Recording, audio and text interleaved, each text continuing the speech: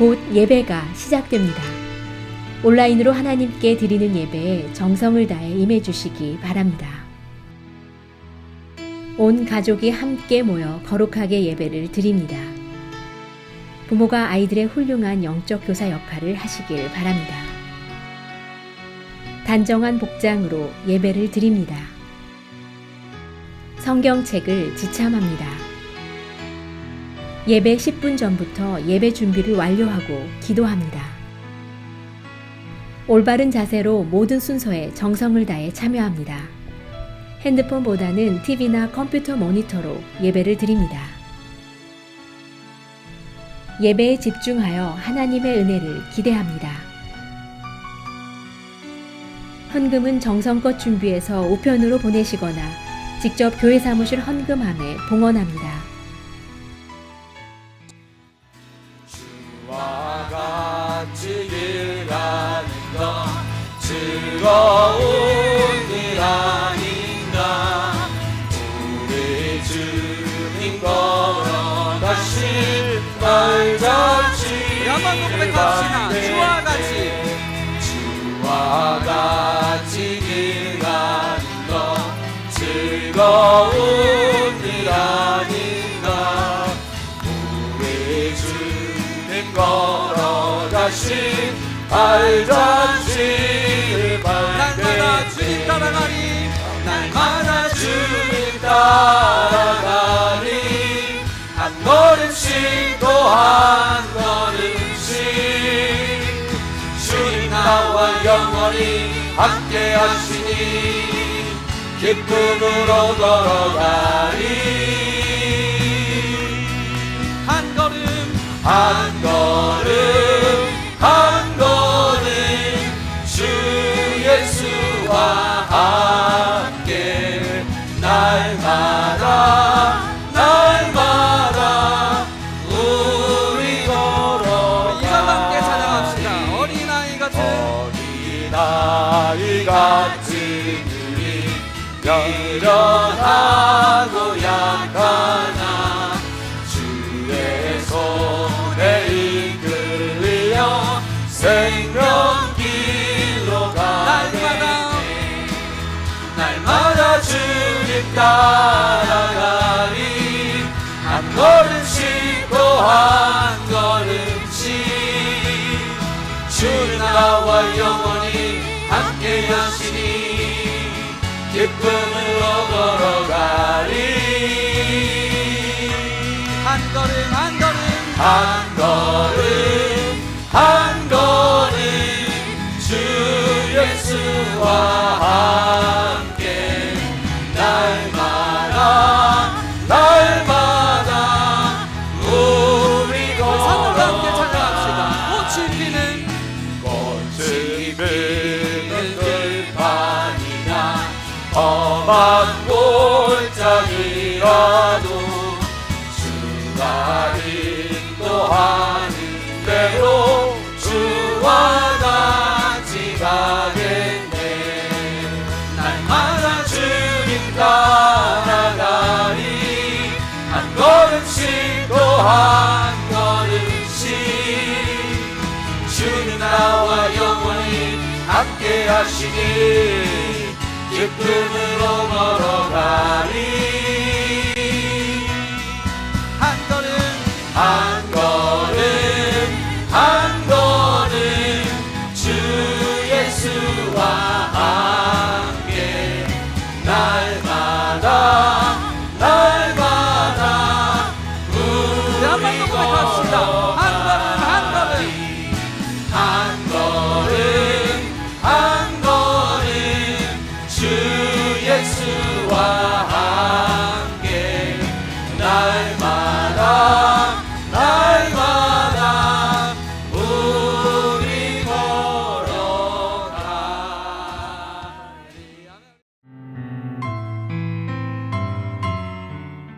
사랑과 은혜로우신 아버지 하나님 감사합니다. 오늘도 주님과 은밀한 대화를 갖기를 원하는 저희들을 새벽잠에서 깨워주셔서 주님 앞에 나아갈 수 있는 은혜를 내려주셔서 감사드립니다. 여름입니다. 전 세계인들이 여름 휴가를 맞이해서 하와이를 방문하는 시기입니다. 와이키키를 가보면 코로나 이전과 거의 비슷하게 많은 관광객이 와 있습니다. 아직도 코로나 전염병에서 완전히 해방된 것이 아니기에 조심스럽기만 합니다. 그럼에도 불구하고 주님께서 주신 은혜로 저희 교회가 백두처치 주일을 잘 맞이해서 그동안 못 만났던 성도들을 보면서 기뻐했습니다. 감사드립니다. 아직까지 일부 예배를 비대면으로 하고 있지만 예배당에 모여서 대면으로 주님께 예배드릴 수 있게 되어 감사드립니다. 오랫동안 교회로 모이지 않고 비대면으로 예배드렸던 습관으로 아직도 주일날 교회를 오지 않는 성도들이 있습니다. 그들이 어디에 있든지 어떻게 살고 있든지 주님께서 저들의 믿음을 붙잡아 주시고 하나님의 절대적인 주권 안에서 살아가는 것을 깨닫게 하여 주시기 바랍니다. 그리고 그 깨달음으로 성스러운 주일을 예배당에 나와서 성도들과 함께 예배드릴 수 있도록 은혜 내려 주시옵소서. 각 선교회원들과 모든 교회 성도님들이 2021년 선교대회를 위해서 매일 기도와 헌신으로 정성껏 준비하고 있습니다. 각 선교지로부터 하늘 길이 열리어 초대한 모든 선교사님들이 하와이 이곳에 오셔서 힘들고 외로웠던 마음에 힐링이 되는 천국 잔치가 되기를 갈망합니다. 선교사님의 간증 집회로 주님께서 저희들에게 심어주신 전도와 선교의 열정이 식지 않고 있다는 것을 깨달을 수 있는 기회를 주심에 감사드립니다. 오늘도 저희들에게 하나님의 말씀을 대언하시는 전도사님을 축복하시어 그의 입술을 통해서 주님의 복음의 진리를 깨닫게 하여 주셔서 감사드립니다. 오늘 말씀이 비록 온라인을 통해서 드려지는 예배이지만 하나님의 권능을 받아 어두운 세상을 향해 생명과 빛과 소금의 역할을 잘 감당하도록 은혜 받으니 감사드립니다. 이렇게 여러모로 성령의 감동으로 저희들에게 담대함을 주시는 주님과 함께 동행하는 하루하루의 삶이 천국의 삶이 되게 하여 주시니 감사드립니다. 이 모든 말씀 부활의 주일이신 예수 그리스도 이름으로 간절히 기도드립니다. 아멘.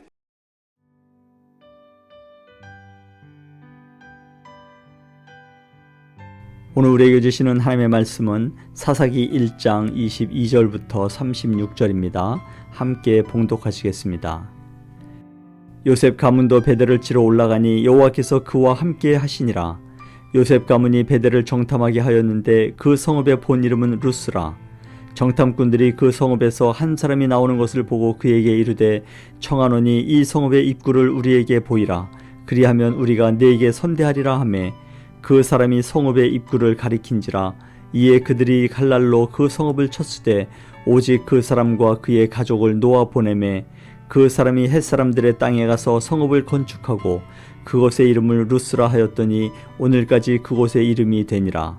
므낫세가 베스안과 그에 딸린 마을들의 주민과 다아낙과 그에 딸린 마을들의 주민과 돌과 그에 딸린 마을들의 주민과 이블로암과 그에 딸린 마을들의 주민과 무깃도와 그에 딸린 마을들의 주민들을 쫓아내지 못하매 가나안 족속이 결심하고 그 땅에 거주하였더니 이스라엘이 강성한 후에야 가나안 족속에게 노역을 시켰고 다 쫓아내지 아니하였더라.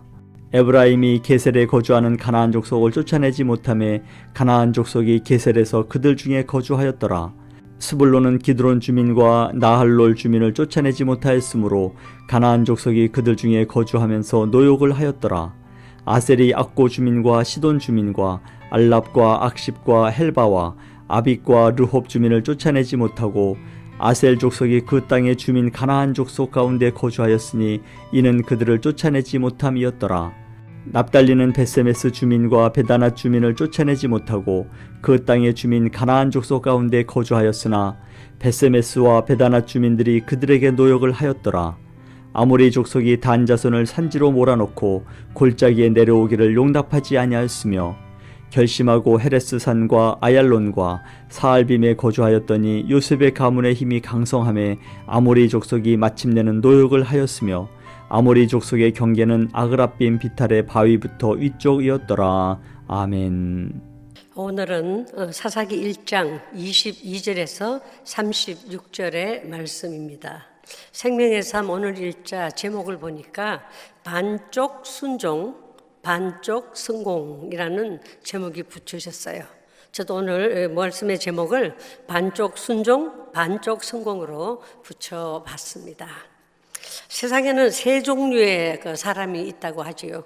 첫째는 노력하는 소수의 사람, 둘째는 일을 그르치는 그런 부류의 사람들, 세 번째 사람은 잘못된 것을 보고도 방관하는 사람이라고 합니다.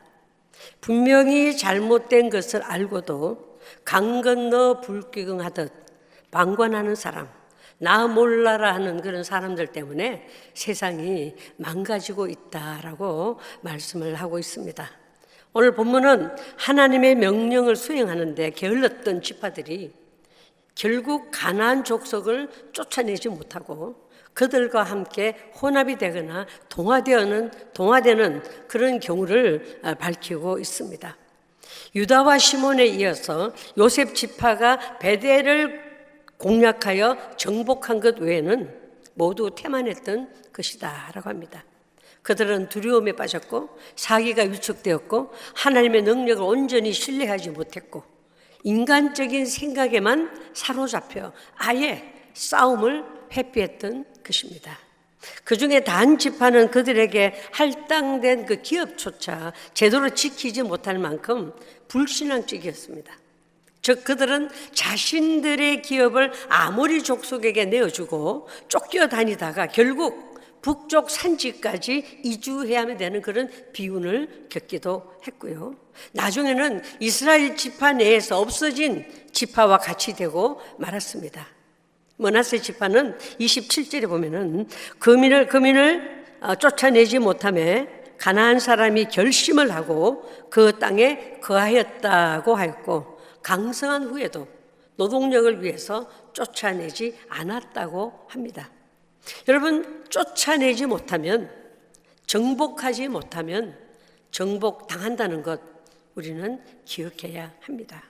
예를 들면 다윗을 봅시다. 다윗은 밧세바를 얻기 위해서 거짓말을 해야 했고 살인을 해야 했고 더 중요한 것은 하나님의 마음을 놓치게 된 것이었죠. 유혹을 쫓아내지 못했던 결과였습니다. 그리고 나중에는 그 견고한 진을 없애기 위해서 침상을 적시도록 회개해야 했었던 것 우리 모두가 기억하고 있습니다. 이런 예화가 또 있습니다. 어느 날 사탄이 10개의 병을 가지고 왔습니다. 한 청년을 찾아와서 9개의 병에는 꿀물이 들어있고 나머지 1개에는 독약이 들어있는데 꿀물이 들어있는 병을 찾아서 마시면은 내가 엄청난 돈을 주겠다라는 제안을 합니다. 이 청년은 처음에는 돈이 아무리 좋다고 해도 나의 생명과 바꿀 수는 없다고 생각하며 거절하다가 10병 중에 딱 1병이 독약이 들었는데 한번 해볼까라는 생각으로 떨리는 손으로 병 하나를 골라서 마셨습니다. 그런데요, 다행히 죽지 않고 살았죠. 이 청년은 큰 돈을 벌었다고 큰 돈을 사단으로부터 받아들고 아주 좋아합니다. 그러면 하는 말 좋아하면서도 다시는 나에게 찾아오지 마 경계를 합니다. 그런데 얼마가 지난 후에 이 사탄은 청년에게 다시 찾아와서 이번에는 9개 중에 하나를 마시면 돈을 2배로 더 주겠다.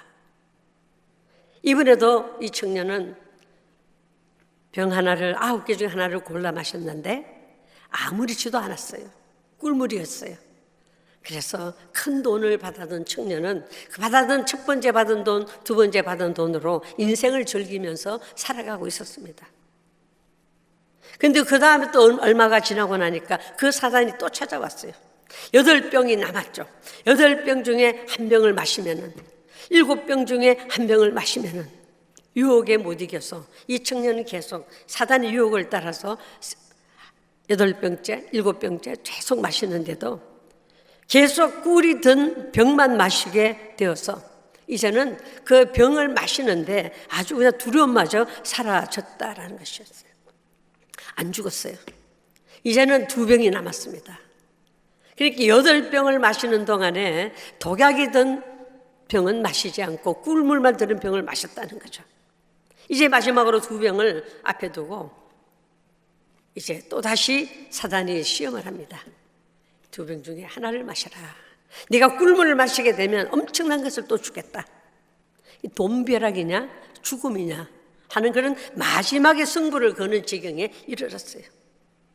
그러니까 이 8병째가 지나고 9병째, 10병째 오기까지 세월이 지나서 청년이었던 그가 이제는 나이가 들어서 거의 노년에 이르게 되었어요. 그래서 이제 그는 마지막으로 한 병을 택해야 되는데 한 병을 택하여서 식은땀을 흘리며 조심스럽게 마셨어요. 어머나, 이번에도 그는 죽지 않았다는 거예요. 이거 웬 형제입니까? 그렇죠? 10병 중에 9병은 꿀물이 들었고 1병은 독약이 들었다고 했는데 이분이 9병을 다 마셨는데도 전부 다 꿀물이라. 이거는 엄청난 형제다라는 거죠. 그래서 나는 이겼다. 끝까지 살아남았다. 어서 돈 내놔. 그래서 승리에 도취되어 있을 때 사단이 노인 앞에서 마지막 남은 그 병을 마십니다. 그러면서 하는 말이, 이 사람아, 처음부터 독약이 든 병은 없었어. 독약이 든 병은 없었다는 거죠. 그렇지만 너는 돈과 쾌락이라는 독약에 죽어가고 있었어. 너의 젊음은 돈이란 것에 중독이 되어 인생을 다 잃어버렸단다. 어떻게 마음에 와닿습니까? 이 이야기는 인생의 중요한 의미를 가르쳐주고 있어요. 정말 중요한 것은 붙잡지 않고 인생의 흠한 것만을 쫓다가 끝나는 인생에 대해서 말하는 예화입니다. 로마서 12장 2절에 보면은 너희는 이 세대를 본받지 말고 오직 마음을 새롭게 함으로 변화를 받아 하나님의 선하시고 온전하 기뻐하시고 온전한 뜻이 무엇인지 분별하도록 하라 했어요. 우리가 하나님의 말씀을 읽으면 여러분, 그 하나님의 말씀이 우리를 잃는다는 것 여러분 꼭 믿으시기 바랍니다. 그래서 우리가 하나님의 말씀을 읽고 묵상하고 외워야 된다는 것을 강조하고 싶습니다. 하나님의 말씀은 우리의 잘못을 지적해주며 그릇된 행동과 온전치 못한 믿음을 찾아서 책망도 하시고 그리고 문제를 찾아서 어떻게 바로잡아 갈 것인지 가르쳐 줄 뿐만 아니라 그 과정을 통하여서 하나님과의 바른 관계가 되도록 교육하고 훈련하는 것입니다. 이처럼 말씀은 우리가 인생을 어떻게 살아가야 하는지를 알려주는 길잡이가 되는 거죠. 오늘 본문에 나오는 모든 지파들은 말씀대로 순종하지 않고 말씀의 반쪽만 순종하여서 반쪽만 성공한 사례가 기록된 내용입니다. 사실 반쪽 성공이란 말은 있을 수가 없지요. 왜냐하면 완전히 정복하지 않으면 언젠가 정복되지 않은 그 남은 부분으로 도리어 정복당하는 위험이 있기 때문입니다. 오늘 성경 본문의 이스라엘 백성들도 마찬가지였죠. 사사기 1장 27절 후반절에도 보면은 그곳에 거주하는 마을들의 주민들을 쫓아내지 못하며 가나안 족속이 결심하고 그 땅에 거주하였다고 기록이 되어 있고요. 28절에도 이스라엘이 강성한 후에야 가나안 족속에게 노역을 시켰고 다 쫓아내지 아니하였더라.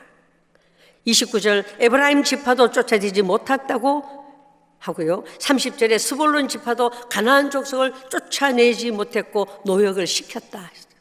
31절 32절에서도 아셀 지파도 쫓아내지 못했다고 합니다.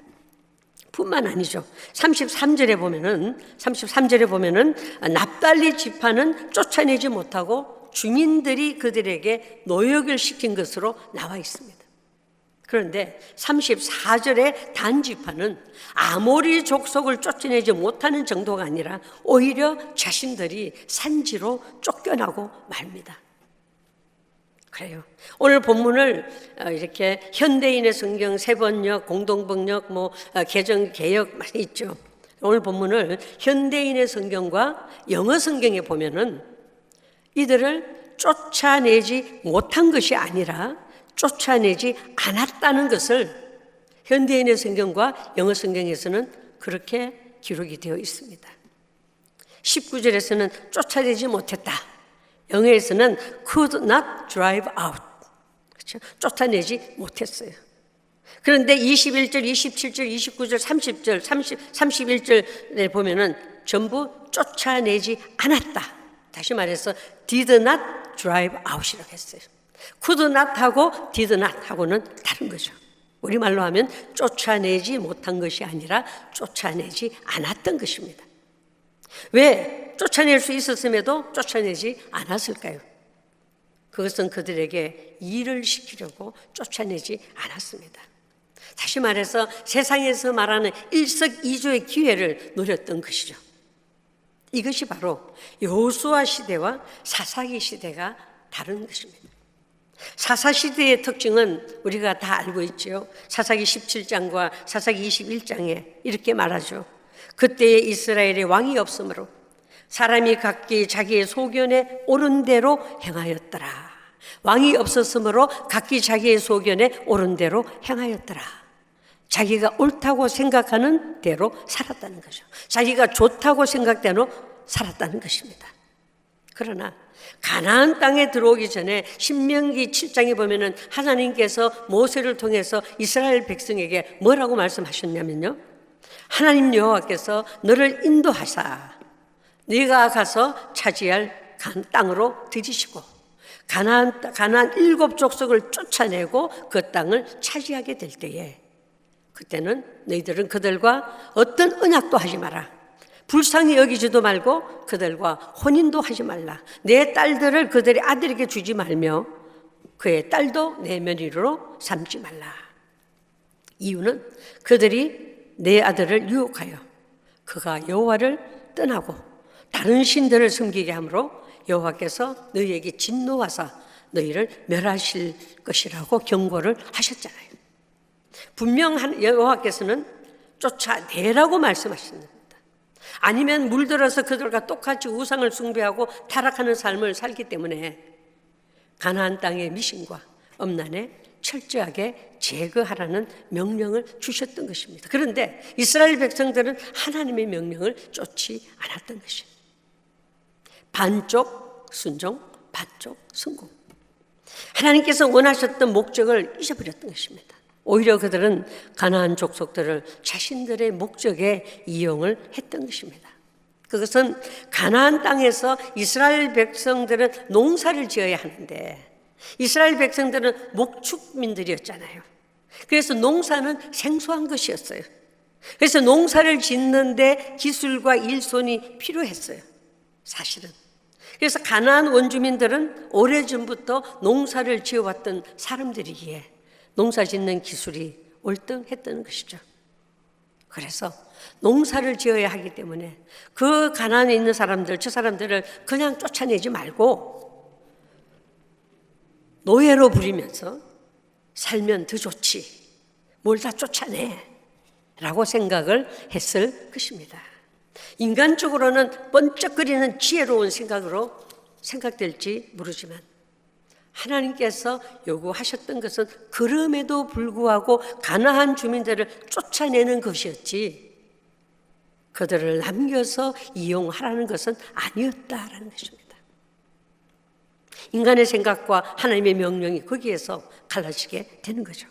오늘 본문이 우리에게 말씀하시는 것은 무엇입니까? 내가 편하면, 효과적이면, 이익이 된다면 하나님의 뜻이든 아니든 간에 시도하려는 유혹이 이 세상에 우리를 향해서 손을 펼치고 있다는 것이죠. 뭔가 편한 것 찾고 이익만을 원하며 살려고 합니다. 결국 이스라엘 백성들은 어떻게 됩니까? 그렇죠? 그들에게 부역을 시키다가 나중에는 가나안 족속에게 오히려 지배를 받게 되는 것입니다. 왜 약속의 땅에서의 행복한 삶이 형편없이 변해버렸을까? 그들에게는, 이스라엘 백성들에게는 잠시 잠깐 상황이나 환경이 하나님 말씀보다 더 중요했고 하나님 말씀보다 더 귀가 솔깃하게 들어왔다는 것이죠. 이것을 함께 생각하면서 혹시나 내 안에도 다 쫓아내지 못한 대적은 없을까? 나의 삶에 쫓아내지 못한 가나안은 무엇일까? 이스라엘 백성들의 그 행동 기준은 하나님의 말씀이 아니라 결국 자신의 욕심, 탐욕이었다는 것을 본문에 보면서 나는 어떤가? 한번 깊이 생각해보는 아침이 되기를 간절히 소원합니다. 하나님의 말씀으로 쳐서 나를 복종시켜서 변화시키지 않으면 우리는 하나님이 주시는 복을 누릴 수가 없다라는 것을 본문에서 배우게 되죠. 여러분, 하나님의 영으로 다스림을 받는 축복이 있기를 간절히 소원합니다. 하나님의 말씀으로 무장되어서 상황과 환경을 이겨내는 축복이 있기를 간절히 소원합니다. 세상에서 주는 달콤한 유혹에 넘어가지 않는 우리 모두가 되기를 간절히 소원합니다. 이스라엘 백성이 쫓아내지 않았고 남은 가나안 족속들은 후손들에게 큰 짐이 되었습니다. 지금은 그것이 별거 아니라고 하지만 훗날 별것 아니라고 생각한 그것이 나를 찌르는 가시가 되며 우리 후손들에게 힘들게 하는 문제를 낳게 됨을 우리는 기억해야 하는 거죠. 나 세대에 나만 잘 믿고 나만 잘 살면 돼. 그건 그리스도인의 기본 자세가 아니라는 것입니다. 여러분, 우리 내 삶에 변화가 없으면 기회가 와도 놓친다는 거예요. 그러면 우리는 믿음으로 다음 세대를 세울 수가 없잖아요. 내 안에 추방하고 쫓아내야 될 그 가나안적 요소를 오늘 아침에는 찾아낼 수 있기를, 끄집어낼 수 있기를 간절히 소원합니다. 아직 끊어내지 못한 습관이 올무가 되고 가시가 될 것들은 없는가? 내 편리 위주로 쉽게 하려고 하는 것은 없는가? 내 자아가 찌르는 가시가 되고 가족에게 올무가 되게 하는 것은 없는가? 여러분, 영적 위험은 우리의 아니란 생각에서부터 시작된다고 합니다. 우리는 하나님의 말씀을 진지하게 생각하기보다는 스스로 괜찮다고 여기며 자신에게 편하고 유익한 길을 선택을 하죠. 그러나 하나님의 말씀을 소홀히 여기기 시작하면 반드시 영적인 위험에 직면하고 믿음의 길에서 추락하게 된다는 것을 우리는 기억해야 할 것입니다. 우리는 가끔 많은 이야기를 무심코 하는 이야기들이 있습니다. 하나님도 내 형편과 사정을 다 아실 거야. 그러면서 하나님께서 명령하신 명령을 철저하게 지키지 못하는 부분들이 분명히 있다는 거죠. 왜? 하나님이 나의 형편과 사정을 아시니까. 내가 잠깐 옆길로 가도 하나님은 아실 거야. 그럴 수밖에 없는 상황이니까 하나님도 이해하실 거야. No. 하나님의 주신 명령은 명령대로 지켜야 되는 겁니다. 말씀에 적당히 순종하는 잘못을 우리는 범하지 말아야 한다는 것이죠. 반쪽 순종은 순종이 아니며 반쪽 성공도 성공이 아니라는 사실을 우리 본문에서 충분히 보고 있지 않습니까? 이스라엘은 가나안 족속을 쫓아내거나 진멸하기보다는 오히려 함께 섞여 살았다고 했어요. 가나안 족속이 끼칠 신앙적인 위험이 사라졌다고 생각하여 영적 싸움이 진정되었다고 오해한 것입니다. 어떤 상황에서도 여러분과 저는 우리는 그리스도인이라는 정체성을 잊지 말고 세상과 타협하거나 유혹에 휘말려 들지 말아야 할 것입니다.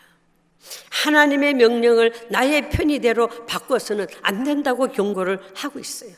원래 하신 말씀 그대로 따라야 타락하지 않음을 믿으시기 바랍니다. 다시 한번 말씀드립니다. 하나님이 이스라엘과 함께 하지 않으셨기 때문에 그들이 패한 것이 아니라 그들이 현실의 이익과 타협했기 때문에 실패했다는 것 기억해야 합니다. 하나님은 우리와 함께 하십니다.